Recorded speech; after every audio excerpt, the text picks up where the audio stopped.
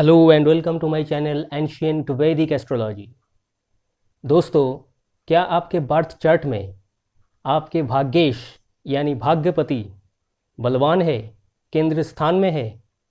क्या आपके लग्न भाव your ascendant is very strong? क्या आपके वेनस आपके बर्थ चार्ट में शुक्र यानी वेनस द्वादश भाव में बैठा है? क्या आपके लग्न भाव और सेकंड हाउस यानी द्वितीय भाव में कोई एक्सचेंज हुआ है? यदि ये सब कुछ हुआ है तो आप भी बन सकते हैं एक बहुत बड़े मिलियनेयर। जी हाँ दोस्तों, आप महाधनवान बन सकते हैं। आप कितने बड़े धनवान बन सकते हैं ये आपके ओवरऑल चार्ट के स्ट्रेंथ के ऊपर डिपेंड करता है, लेकिन आप निस्संदेह धनवान बनेंगे। ये कुछ ऐसे योग हैं जिस योगों को आज इस एग्जाम्पल चार्ट से एक्सप्लेन करेंगे, जिसके चलते हुए आपको मालूम पड़ेगा कि आप ज़रूर धनवान बन सकते हैं।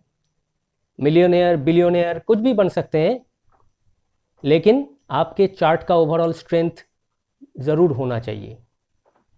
ये जो एग्जाम्पल चार्ट हमने लिया है, इसको एक्सप्लेन करने से पहले सबसे पहले कुछ बातें आप लोगों को बता देंगे। जैसे कि अगर आपके बर्थ चार्ट में किसी तरह से लग्न भाव के साथ सेकंड हाउस यानी द्वितीय भाव का कोई एक्सचेंज हुआ है, यानी लग्नपति द्वितीय भाव में और द्वितीय पति लग्न भाव में बैठा है, या तो लग्न भाव और सेकंड हाउस के साथ कोई दृष्टि संबंध है। दूसरा, शुक्र यानी वेनस जो कि साक्षात लक्ष्मी है, वो वेनस अगर किसी तरह से पुष्य नक्षत्र में या रेवती नक्षत्र में है, शुक्र यानी वेनस अगर किसी तरह से द्वादश भाव में बैठा है, 12th हाउस में बैठा है, खास करके चंद्रमा या सूर्य यानी सन या मून से वो अगर द्वादश भाव में बैठा है, और 9th हाउस यानी नवम भाव के जो स्वामी है, जो 9th लॉर्ड है, वो बलवान है दोस्तों, केंद्र या कोण में नीच का ना होके बैठा है। इस तरह के कुछ रिलेशंस ज़रूर आपको धनवान बनाते हैं। सबसे पहले बता दें, सेकंड हाउस जो कि द्वितीय भाव है, ये आपका अर्निंग्स है, आपका इनकम है। 11th हाउस आपका गेन यानी प्रॉफिट है। 9th हाउस आपका भाग्य है, किस्मत। और लग्न ये आपका ओवरऑल पावर है। लग्न बलवान तो आदमी अपने किसी भी मुश्किल सिचुएशन में फाइट करके अपने लक्ष्य को पा लेता है। लग्न को बलवान होना बहुत ही ज़रूरत है किसी भी बर्थ चार्ट में। आइए जानते हैं इस बर्थ चार्ट के जरिए। आइए मेरे एस्ट्रो फ्रेंड ज्योतिष गुरु श्री इंद्रजीत आज पूरा एक्सप्लेन करेंगे इस चार्ट के जरिए। आप वीडियो को पूरा अंत तक देखिएगा। ये जो बर्थ चार्ट आप लोग देख रहे हैं, ये है फेमस इंडस्ट्रियलिस्ट भारत के धीरू भाई अंबानी। जी हाँ दोस्तों, ये धीरू भाई अंबानी का बर्थ चार्ट है। धीरू भाई अंबानी एक ऐसे आदमी थे जिन्होंने रिलायंस इंडस्ट्री को अपने हाथों से बनाया। सबसे पहले टेक्सटाइल इंडस्ट्री में उन्होंने हाथ अपनाया, उसके बाद उन्होंने टेलीकम्युनिकेशन बिजनेस में हाथ आजमाया, और बढ़ते बढ़ते ये एक एम्पायर बन गया। अभी तो उनके दो बेटे मुकेश अंबानी और अनिल अंबानी इसको संभाल रहे हैं, लेकिन ये दुनिया भर में इतना मशहूर हो चुका है और इतना पावरफुल एक साम्राज्य बना चुका है। तो इस साम्राज्य को बनाने वाला कोई और नहीं, धीरू भाई अंबानी थे। मुकेश अंबानी उनके बेटे हैं। जिसने इस साम्राज्य को बनाया धीरू भाई अंबानी ने, और उसके पदचिन्ह को अनुसरण करते हुए मुकेश अंबानी ने इसको और आगे बढ़ाया। तो ये है धीरू भाई अंबानी का बर्थ चार्ट दोस्तों। इस चार्ट में जो जो लिंक्स मैंने अभी अभी बताया, उनमें से कई लिंक्स है और भी कुछ है। सारे योगों को एक साथ बताने के लिए एक अलग से वीडियो बनाने की ज़रूरत है। कौन कौन से योग होने से इंसान बहुत बड़ा धनवान होता है, उनमें से कुछ योग मैंने अभी अभी बताया, कुछ लिंक्स। सबसे पहले इस बर्थ चार्ट को देखिए। लग्न एसेंडेंट है सेजिटेरियस यानी धनु लग्न। लग्न भाव के स्वामी कौन है? जुपिटर यानी बृहस्पति। बृहस्पति आपके कन्या राशि में बैठे हैं 10th हाउस में। सेकंड हाउस अर्निंग्स, आपका इनकम। सेकंड हाउस का स्वामी है शनि, अपने ही घर में सेकंड हाउस में बैठा हुआ है मकर राशि में। तो सेकंड हाउस का स्वामी सेकंड हाउस में ही बैठा है, तो अर्निंग्स तो मजबूत होना ही है। दूसरा मैंने क्या बताया, लग्न भाव के साथ सेकंड हाउस का कोई भी रिश्ता। यहाँ पे देखिए, लग्नपति बृहस्पति कन्या राशि में बैठकर अपने पंचम दृष्टि से सेकंड हाउस के अधिपति शनि को देख रहा है। जुपिटर यहाँ पे बैठा है कन्या राशि में 1 2 3 4 5, तो शनि को देख रहा है। लग्नपति सेकंड हाउस के लॉर्ड को देख रहा है। लग्न भाव के साथ सेकंड हाउस का दृष्टि संबंध, इनकम जनरेट होगा। दूसरा देखिए, लग्न के द्वादश भाव में, ये है द्वादश भाव, लग्न के पहला घर, ये है एकादश, ये है 12th द्वादश भाव।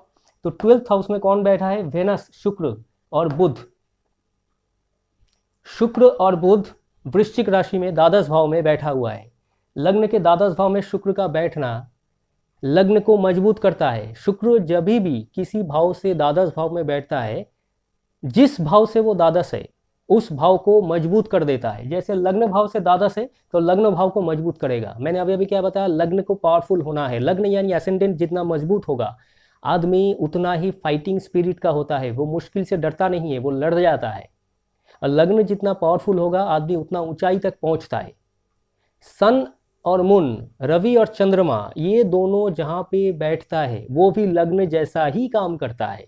यहाँ पे तो देखिए, रवि और चंद्रमा दोनों ही लग्न में यानी सेजिटेरियस में ही बैठे हैं। लग्न में है, दोनों लग्न बैठा है। लग्न कितना पावरफुल है, बहुत ही ज़्यादा पावरफुल लग्न है धीरू भाई अंबानी का, बहुत बड़े इंडस्ट्रियलिस्ट है। शुक्र लग्न के द्वादश भाव में बैठ के तीनों लग्न को मजबूत कर दिया है। सन लग्न, मून लग्न एंड लग्न, तीनों लग्न को शुक्र ने, वेनस ने इतना पावरफुल बना दिया कि आदमी इतना बड़ा पोजीशन में पहुंच गया। दूसरा एक खामियां भी बता देते हैं। मून धनु लग्न के लोगों के लिए अष्टम भाव के स्वामी है, 8th हाउस के स्वामी है। अष्टमपति, अष्टमपति कोई अच्छा प्लैनेट नहीं होता है, लेकिन फिर भी मून एक लुमिनरी है, रोशनी देने वाला। और सन और मून कौन सा प्लैनेट है? सन है राजा और मून है रानी। दोनों रॉयल प्लैनेट है, रोशनी देने वाला प्लैनेट है, लुमिनरी से। इसीलिए अष्टमपति होने के बावजूद ये उतने खराब नहीं है, फिर भी अष्टमपति है, अष्टम भाव के स्वामी है मून। रवि तो नवम भाव के स्वामी है, नवमपति है। नवमपति यानी भाग्येश, भाग्यपति। तो भाग्यपति अगर लग्न में बैठा है तो भाग्य तो लग्न के साथ ही जुड़ा हुआ है, जातक के साथ जुड़ा हुआ है। और दूसरा देखिए, मून जो कि अष्टम भाव के स्वामी है, वो नवमपति के साथ बैठा हुआ है, भाग्यपति के साथ लग्न में बैठा हुआ है। यानी इनिशियली लाइफ में थोड़ा स्ट्रगल ज़रूर होगा, जो कि उनको करना पड़ा था। लाइफ का इनिशियल लेवल पे बिजनेस बनाने के लिए बहुत ज़्यादा मेहनत उनको करनी पड़ी, तब जाके इतना बड़ा एम्पायर खड़ा किया गया। तो अष्टम भाव के स्वामी रवि के साथ, सन के साथ लग्न भाव में बैठा हुआ है। इससे एक चीज़ और भी देखिए, सन के साथ जो भी प्लैनेट बैठ जाता है, सन उसको खा जाता है। यहाँ पे अष्टम भाव का स्वामी है मून, तो अष्टमपति को सन यानी रवि ने जला दिया है। रवि उसको, जो उसके करीब आता है उसको जला देता है, कंबस्ट कर देता है, खा जाता है। तो अष्टम भाव को खा जाना एक तरीके से बहुत अच्छा है। अष्टम भाव क्या होता है? 8th हाउस, ऑब्स्टैकल्स, रुकावटें, प्रॉब्लम्स लाइफ में, स्ट्रगल। तो स्ट्रगल तो उनको करनी पड़ी, लेकिन स्ट्रगल को रवि ने बर्बाद भी किया है। इसलिए आखिरकार उनको इतना बड़ा इंडस्ट्री खड़ा करने में मदद मिली। समझ में आ रहा होगा दोस्तों। तो लग्न भाव के 12th हाउस में वेनस का बैठना एक बहुत ही ज़्यादा आशीर्वाद है। और वेनस नीच का होगा तो प्रॉब्लम होगा। इस चार्ट में वेनस नीच का या प्रॉब्लमेटिक कुछ नहीं है। वेनस बुध के साथ बैठा हुआ है, अपने मित्र के साथ बैठा हुआ है। दूसरा चीज़ जो मैंने बताया, 9th हाउस के स्वामी रवि लग्न में बैठा हुआ है। ये सारे जो लिंक्स है, ये एक इंसान को महाधनवान बनाते हैं। और भी काफ़ी सारा योग से वेनस का, और एक योग मैंने बताया था शुरुआत में, वेनस अगर किसी तरह से पुष्य नक्षत्र में या रेवती नक्षत्र में होता है तो भी इंसान धनवान होता है। तो ऐसे धनवान बनने के और भी लिंक्स मौजूद है, उसको किसी नेक्स्ट वीडियो में ज़रूर बताएंगे। इस चार्ट को सबसे पहले देख लीजिए। इस चार्ट में और एक चीज़ है दोस्तों, महाभाग्य योग। महाभाग्य योग क्या होता है? अगर किसी मेल चाइल्ड का, किसी मर्द का दिन में जन्म होता है, दिन में जन्म होता है, जो कि इनका हुआ, दिन में जन्म होता है, और उनके सन, मून और लग्न ऑड साइन में है, ऑड यानी ये एक नंबर ऑड माना जाता है, ऑड नंबर 1 2 3, 3 फिर से एक ऑड नंबर, 4 इवन नंबर, 5 फिर से ऑड नंबर। इसी तरह से ये जो हाउस है जहाँ पे इनका लग्न पड़ा है, लग्न कौन सा है, धनु, ये है आपका 9th house. 9 is a odd number. धनु कौन सा है, ये 1, मेष को अगर 1 मान के चलेंगे तो एंटी क्लॉकवाइज घूम के लग्न आ जाएगा 9th हाउस पे दोस्तों। 9th हाउस यानी ऑड नंबर, तो ऑड नंबर पे लग्न है और सन और मून दोनों लग्न जैसा काम करता है। वो सन, मून और लग्न तीनों सेजिटेरियस में बैठे हैं 9th हाउस में, राशि चक्र के 9th हाउस में। ये राशि चक्र का फर्स्ट हाउस, ये सेकंड हाउस, इस तरीके से 9th हाउस में एंटी क्लॉकवाइज में आए हैं। 9th कौन सा नंबर है, ऑड नंबर। तो तीनों लग्न, सन लगना, मून लगना एंड लगना, ये ऑड साइन में है। इसको कहते हैं महाभाग्य योग। किसी मेल चाइल्ड का दिन में अगर जन्म हो और उसका सन, मून और लग्न तीनों, सन, मून और लग्न तीनों अगर ऑड साइन में है तो इसको महाभाग्य योग कहते हैं। तो इस चार्ट में महाभाग्य योग भी मौजूद है। महाभाग्य यानी बहुत बड़ा भाग्य, किस्मत बहुत बड़ा है। तो इस चार्ट में काफ़ी सारा बेनिफिक योग के चलते हुए उन्होंने इतना बड़ा एम्पायर खड़ा किया। इस तरीके का कोई भी योग आपके चार्ट में भी मौजूद हो सकता है। आप मेरे साथ संपर्क कर सकते हैं, हम आपके चार्ट को एनालिसिस करके बता सकते हैं कि आपके चार्ट में इतना बड़ा हो या ना हो, इसके आसपास भी हो सकता है।